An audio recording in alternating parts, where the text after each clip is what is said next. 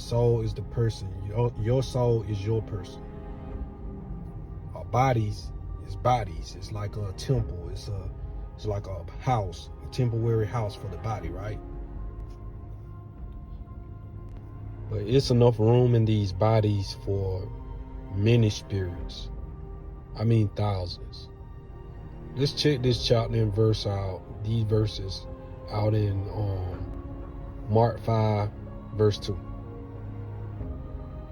And always night and day he was in the mountains and in the tombs, crying and cutting himself with stones. But when he saw Jesus afar off, he ran and worshipped him, and cried with a loud voice, and said, What have I to do with thee, Jesus, thou Son of the Most High God? I adjure thee by God that thou torment me not. For he said unto him, Come out of the man, thou unclean spirit. And he asked him, What is thy name? And he answered, saying, My name is Legion, for we are many. So Jesus is about to cast these spirits out of this guy. So he speak to these spirits and he asked them, Who are you?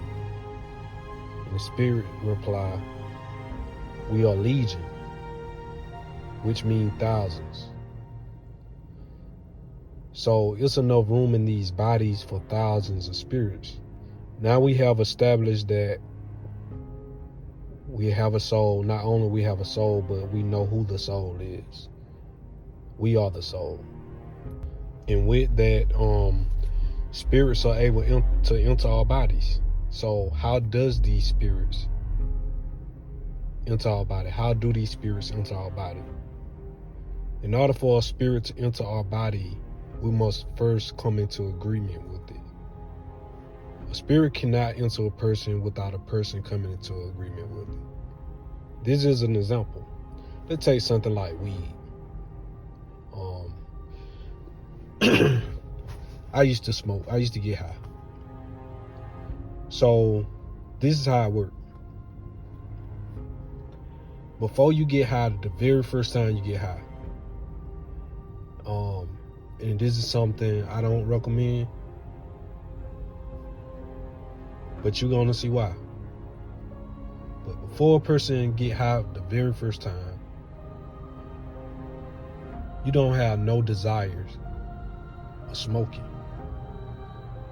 until someone makes it look like it's pleasing to do, like it's an influence that makes a person want to try it. So it's not an addiction because you never experienced it. So that's exactly what I'm getting at. But once you come into agreement with this we call it drug. Once you come into agreement that you want to try this, from the moment you get high, by the time that high go, the spirit remains.